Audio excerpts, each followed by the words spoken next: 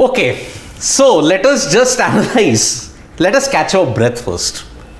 In the fading darkness of Rawalpindi, on a road of a pitch, it was an absolute road of a pitch. By the admission of the PCB chief. Even the PCB chief had said, this is how it is. Yeah.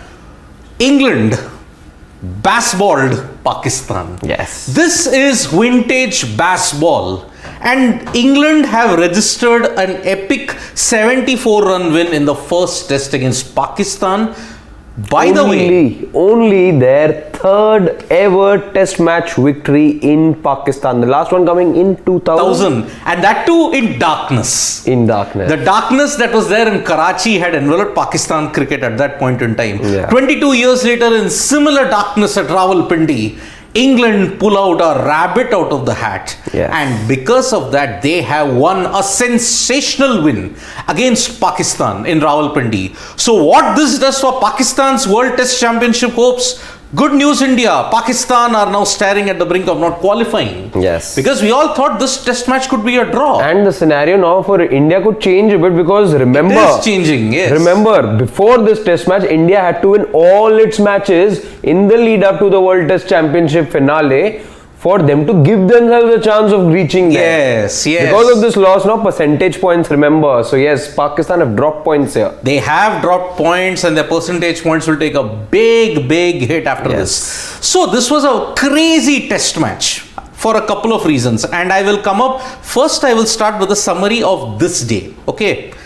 England had dangled the carrot out saying, okay, Pakistan on this road, try chasing 343.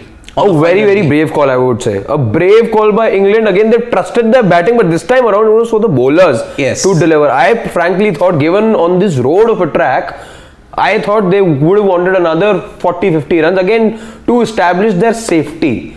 But again, this is baseball. Brendan McCullum never plays safely. Yeah, he likes taking risks. And in Stokes, he has one guy who knows what taking risks means. They make for a perfect cocktail, the two of them. Yeah, I mean, New Zealanders, both of them. One plays for England, the other was a New Zealand legend in his own right. But on the final day, okay, Anderson and Ollie Robinson, James Anderson, man, what a genius this guy is. 4 wickets on this road and all through a bouncer, through vintage reverse swing. Reverse swing is what we saw in the last few hours. Same with Ollie Robinson also. 4 wickets apiece, one from Ben Stokes and one from Jack Leach and with the new ball. Robinson though, even though we saw skill from this man, Robinson bowled with a lot of heart. Yes. All those bouncers right towards the end, both from him and from Ben Stokes. Yep. Again, in that heat over there, it's difficult. It's not heat, it's cold. It's Rawalpindi, near to Punjab and Delhi, where we're in a cold wave at this point in time. Right now over there? Yes. Not quite sure. We are almost in the same topography and geography, but there's a border. But having said that, for all these 4 days now, 5 days now, and with the kind of heart with which Robinson bowled, very impressed. I mean, he has been plagued with fitness issues in the past, but here Robinson just toiled away, and with that swing that delivery that got rid of Agha Salman. Agha Salman, yes. Fantastic it was. Also it just came back. Also from Anderson as well. The one that came, I think it was Haris Rauf as well. Haris Rauf. And that one also came back. They just had no answers to it. But Pakistan lost 5 wickets for 9 runs in that session. Yes. And what was the problem? It all began when Azhar Ali of all people glanced it to the leg slip and he was gone. Yes. Pakistan's low resistance. Very good field setup. Ben Stokes. I think it was Joe Root there fielding. Yes. So very tactical again. We not for the first time we've seen tactics and good tactics from England. We saw it in the World Cup as well. Yeah, so the wicket that Azhar Ali went to, it was Joe Root and Ollie Robinson bowled it on the leg stump. Yes. But that glance, and you would expect Steve Smith to be out in that way, but Azhar Ali, he got injured by the way, because remember, one bouncer had hit him on the glove and he had to be taken off for some treatment. But then after that... Back then he was at 0, I guess. When yes. Naseem Shah and Muhammad Ali, not that Muhammad Ali, this Muhammad Ali of Pakistan. He almost pulled off an heroic act like the original Muhammad Ali. They almost did a Cardiff of 2009. Remember James Anderson and Monty Panesar? They time wasted, they took their time, they blunted the Aussie bowling, and it ensured that England drew that match and they rested the Ashes back after 16 long years. But not 16 long years, they had lost in 2005, but they lost in 2006 again to Australia. They won it back after 2005. So, it was almost a repeat of that in the 97th over. The new ball was given to Jack Leach. Yes. 2 bad balls later, the third ball straight. Naseem Shah was plumb in front because it skidded through the new ball. If it was the old ball, he wouldn't have got it that much, and that is why they resisted for 50 plus balls though, by the way, the last pair. Got it almost even 20 minutes left. Even Naseem, of course, last man to get out on the day, but he put up a good fight as well. Good fight. He could hit 2 sixes to knock Afghanistan in many ways, in fact, for me, it was a reminder when I saw Ben Stokes bowl to Naseem Shah. Remember the final? Yes. The semi-final, beg your pardon. Remember the semi-final? All those balls, they'd given a very, very hard time to the English batters. Yes. And it was Naseem Shah and Ben Stokes was not able to play. It was swing and a miss, swing and a miss, swing and a miss. And we saw a role reversal of that today. Yep, totally. That edge as well. Yes, that edge. Had that edge not gone between Ollie Pope and Joe Root at first slip, yes, England would have won that match about 20-30 minutes ago. Yeah. But you have to give credit with the way how you may say Ollie Pope took a sensational catch of Anderson. Yeah. That gave England the opening and they never let their foot off the throat. But this was a crazy, crazy match for a couple of reasons. England, 657 and 264. Yeah. Spectacular because 136.5 overs they managed 921.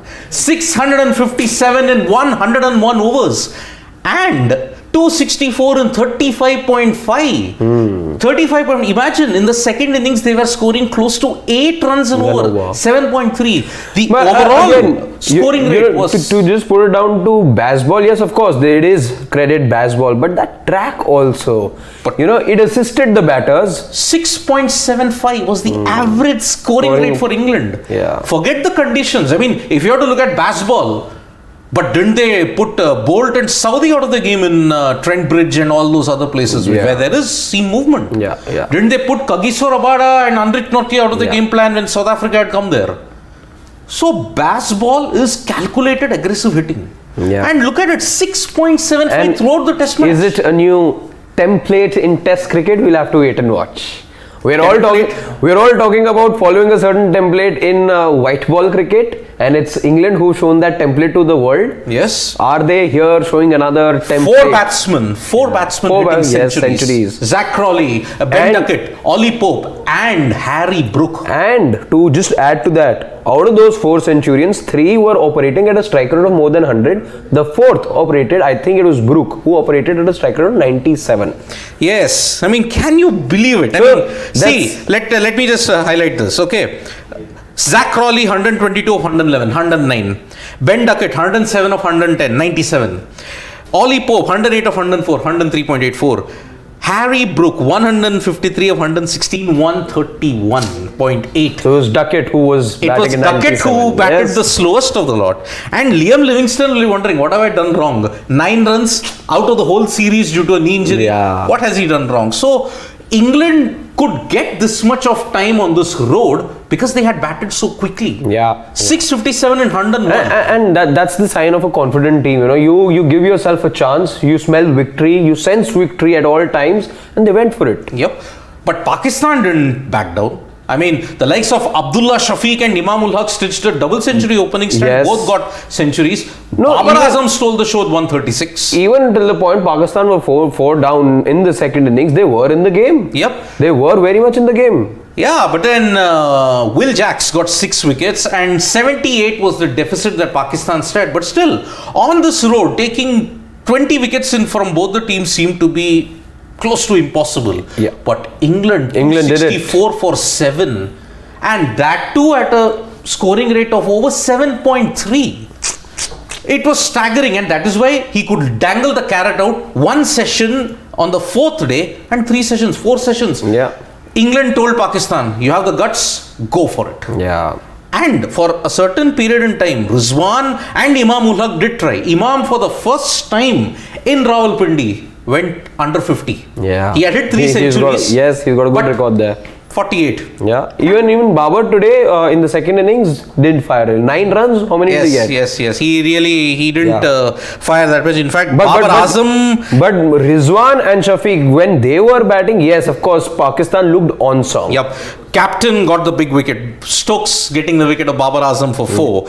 Saud Shakil with 76 and Mohammad Rizwan with 46 taking the attack to them. Aga Salman 30. He hung in there with Azhar Ali with 40. Yes. But unfortunately, look, England took wickets at regular intervals, and the last collapse that you saw from 5 for 259 all out for 268. It 9 runs. It put paid to Pakistan's chances. Yeah. And because of 2 factors, England batted and 101 it looks like it's Ollie Robinson, by the way, who's the man of the match. That's a very good because he did set up the win. So because England batted so quickly, they could afford that sporting declaration. Yes. Had it not been for that sporting declaration, it would have been a dull draw. Yeah. 1,768 runs.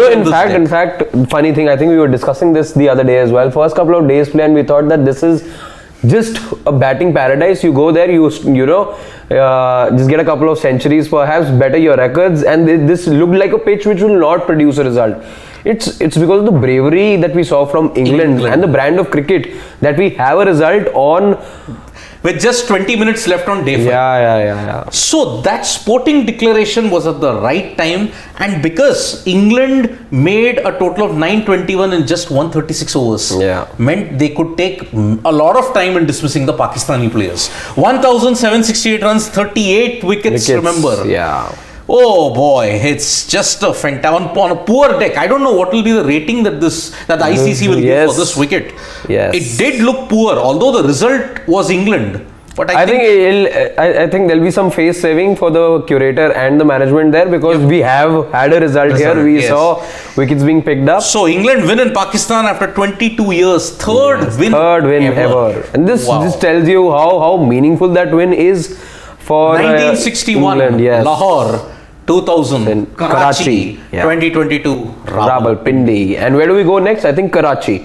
Yes. The second test is in Karachi. Karachi, the site of England's near darkness win. Because remember, the Azan was even sounding. The evening prayers, the Maghrib was also starting. England got an inside edge for 2 runs and they won the match. After 2 very turgid, boring draws. So action shifts to the second test, and we hope that we see not a similar. For first 4 days. But let's just hope it's the pitch isn't the same. Let's just hope there's something. But I hope England maintain baseball, because they have shown that Test cricket can be saved with this kind of knocks. With this display. This win for England, of course, it just sets up the series very well. Remember, they're touring after 17 years. Yes, 17 years. And on top of that, if you have to look at it, they didn't win even when Pakistan were playing in the UAE. That was how bad it was. So this win is epic for them.